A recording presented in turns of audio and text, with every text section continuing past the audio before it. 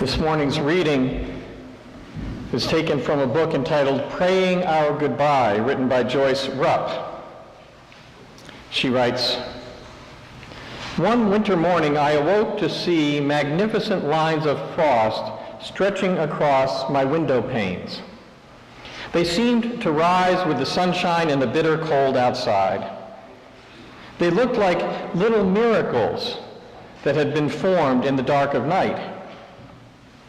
I watched them in sheer amazement and marveled that such beautiful forms could be born during such a winter cold night. Yet as I pondered them, I thought of how life is so like that. We live our long, worn days in the shadows in what often feels like barren, cold winter, so unaware of the miracles that are being created in our spirits. It takes the sudden daylight, some unexpected surprise of life, to cause our gaze to look upon a simple, stunning growth that has happened quietly inside us. Like frost designs on a winter window, they bring us beyond life's fragmentation and remind us that we are not nearly as lost as we thought we were, that all the time we thought we were dead inside, beautiful things were being born in us." Words of Joyce Rupp.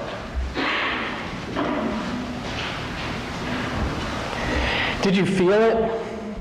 Did you feel it? Yesterday, the light was longer than the day before. And today, it's longer still. And tomorrow, and the day after that, and the day after that, we have passed the winter solstice, the shortest day and the longest night of the year, depending on whether you're a glass half empty or a glass half full kind of person. Glory, glory, hallelujah, we made it.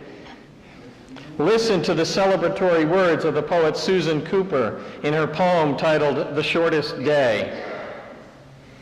And so the shortest day came and the year died, and everywhere down the centuries of the snow-white world came people singing, dancing to drive the dark away. They lighted candles in winter trees. They hung their homes with evergreen. They burned beseeching fires all night long to keep the year alive. And when the New Year's sunshine blazed awake, they shouted, reveling. Through all the frosty ages, you can hear them echoing behind us. Listen. All the long echoes sing the same delight. This shortest day, as promise wakens in the sleeping land. They carol, feast, give thanks, and dearly love their friends, and hope for peace. And now, so do we, here, now. This year and every year, welcome Yule. What's that, you say? You're still not feeling like celebrating? It's still cold and dark outside? The worst of winter lies ahead? You mean an extra couple minutes of daylight doesn't soothe your soul? Well, truth be told, mine either. The winter solstice can seem like a cruel hoax. Like Christmas, we're told for weeks that it's coming. It's coming. We count down the days to the solstice, and when it finally arrives, we're encouraged to celebrate. We're taught that our ancient ancestors danced and partied the return of the sun. This is the moment, we're told, the moment of victory. Victory of light over darkness, hope over despair. We're told that we've turned the corner and that the worst is over, yet we know that it really hasn't arrived yet. We know that there are blizzards and ice storms and some long, dark months ahead of us before we reach those halcyon days of spring. Perhaps we're not living close enough to the land anymore to feel the ecstasy of the turning of the season as the Druids did. But I, for one, know that We've got to keep those beseeching fires and Yule logs that Susan Cooper talks about burning for quite a few weeks, even months longer, until we really feel the promise awaken in the sleeping land, that promise she talked about. Now, don't get me wrong, I'm thankful to know that we've turned the corner. Thankful to know that at least astronomically, we've begun our journey back toward the light.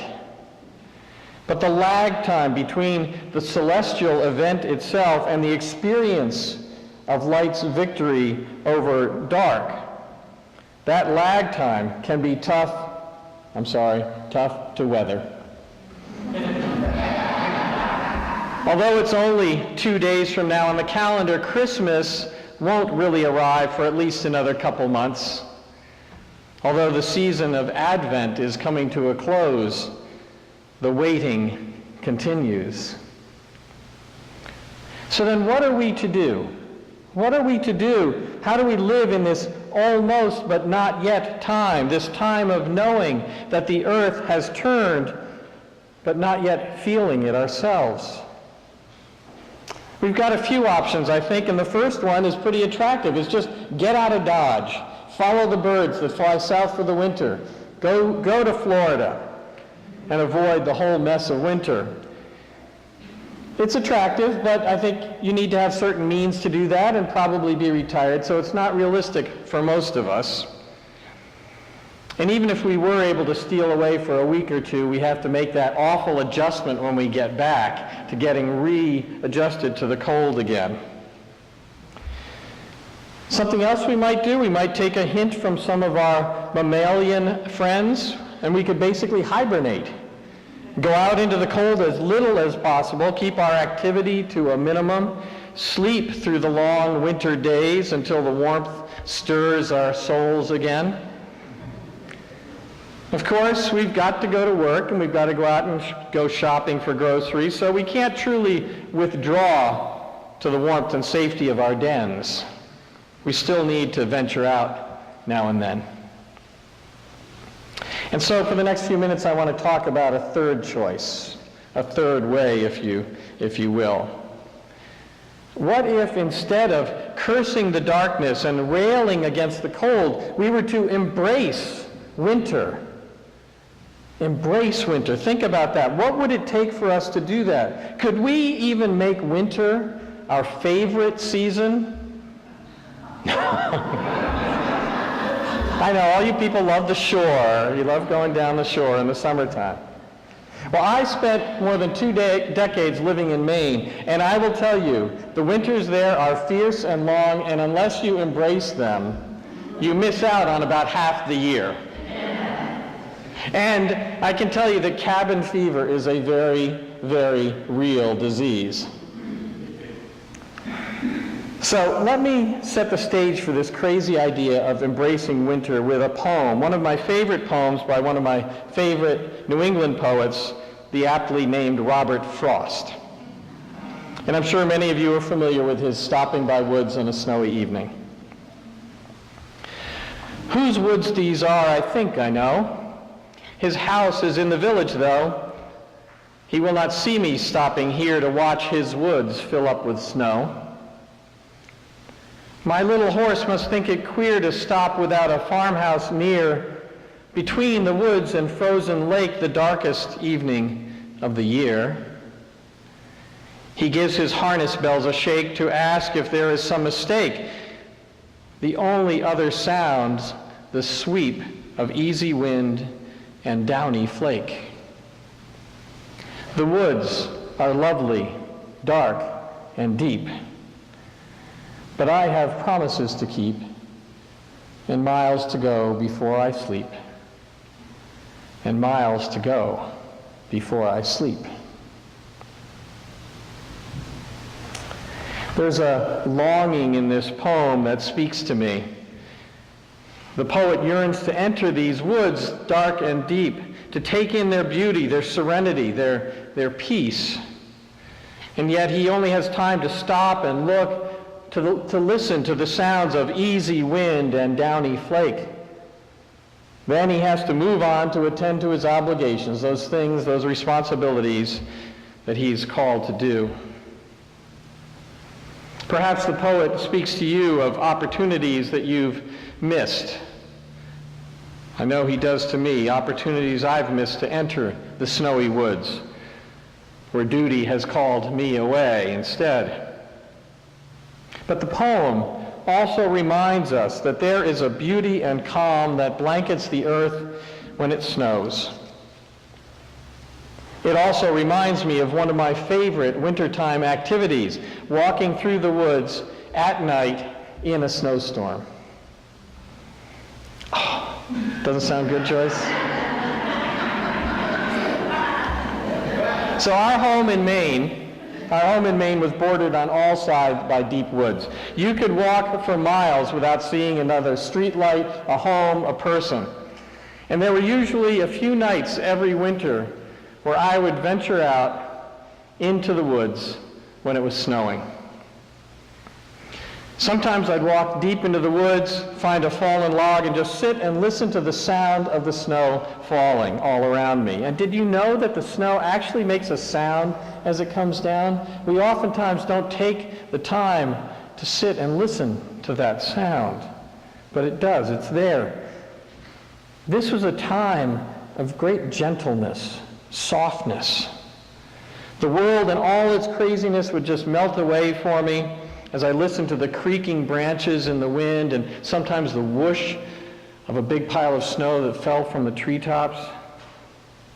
Sitting in the dark with sound muted by the falling snow all around, I would discover or maybe recover parts of me that I'd forgotten. I'd experience this deep, abiding peace. I felt at once removed from the world, but also deeply, deeply connected to it. There is something primal about the woods at night, especially in winter, and going there allowed me to access the deepest parts of myself. In his book, Teaching Your Children About God, David Wolpe retells a story from the Hasidic tradition. In the story, the young child of a rabbi is seen wandering into the woods every day. Every day his father watches as he leaves home and walks out into the woods. And at first his father doesn't mind, he's not worried, but then he gets to thinking that the woods can be dangerous. And so finally he confronts his son. He said, "Son, I notice that every day you go off into the woods, and I wonder, why do you go there?" And the son replies to his father, "Father, I go there to find God. I go there to find God." "Ah," replies the father, "don't you know that God is the same everywhere?" And the boy answers, "Yes, but I'm not." It may seem counterintuitive to talk about going out into the woods in the winter, especially at night. Why would we want to do that? The trees are bare and lifeless. Most of the birds and other wildlife are gone. The ground is snowy or slippery with mud. The woods in winter are nature laid bare, stripped down. And that is what makes it special, perhaps even necessary, to visit them in winter. To touch the earth when it's in this dormant state, to be in relation to it in all its stark beauty, allows us to reach down to our dormant places as well. It reminds us of the cycles of our own seasons, of how much we need the dark and the quiet. Perhaps it reminds us of the essentially elemental parts of ourselves. Yes, God is the same everywhere, but we are not. We are not. We can feel that most closely when we're outdoors in winter. The Reverend Dr. Rebecca Parker expresses this sentiment and the kind of experience that we can find in the winter, in the darkness, in her poem called Winter Solstice. At this winter's turning of the year, let us go gently for once into the night. Its dream-drenched, glittering stillness, a haven for our souls. There is something beyond the dull brightness of midday, fluorescent and buzzing. Something to praise beyond the sun, triumphing over the intricacies of shadowed moonlight. Bring in the old, beautiful realm of holy night, echoing with ancient voices, rustling with intimacy's passion, luminous with stars. Cradled in darkness, be restored to the embrace of mystery. Glory wakes here. Let it kindle your joy. We live so much of our lives in daylight, in what Dr. Parker calls the dull brightness of midday, fluorescent and buzzing.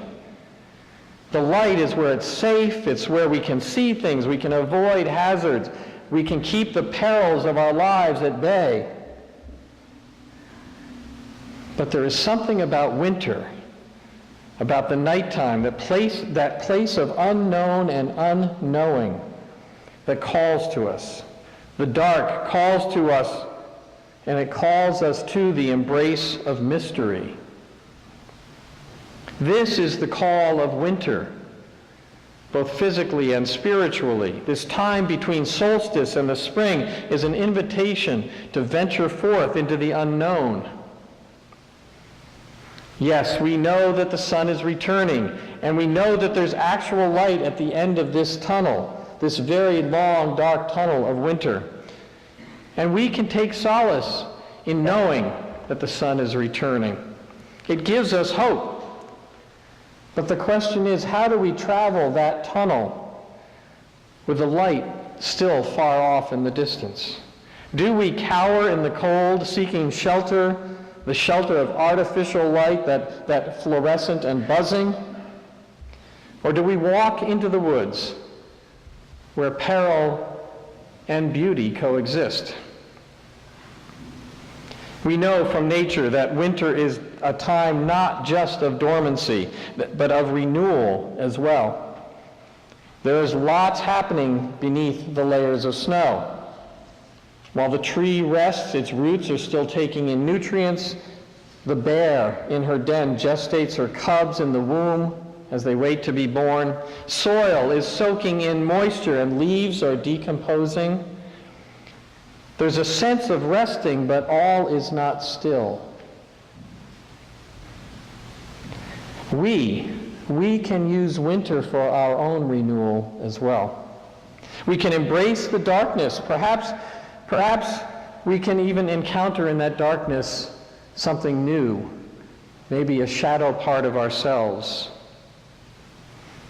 And so once the craziness of Christmas and New Year's is past, we can use the winter to settle into a time of reflection. We can take a flashlight out into the night and poke around in the dark places. We can ask ourselves, what in me has been lying dormant? What in me needs to be fed?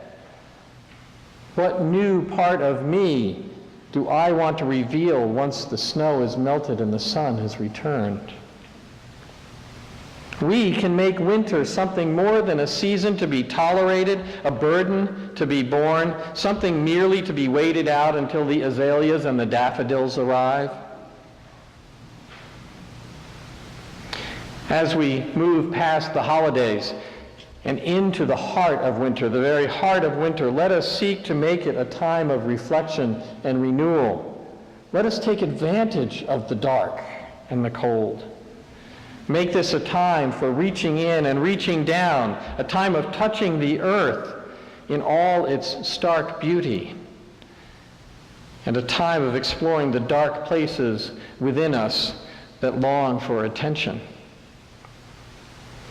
And let us prepare our souls and ourselves for the spring that is sure to come. This day and every day, I wish you peace. Amen.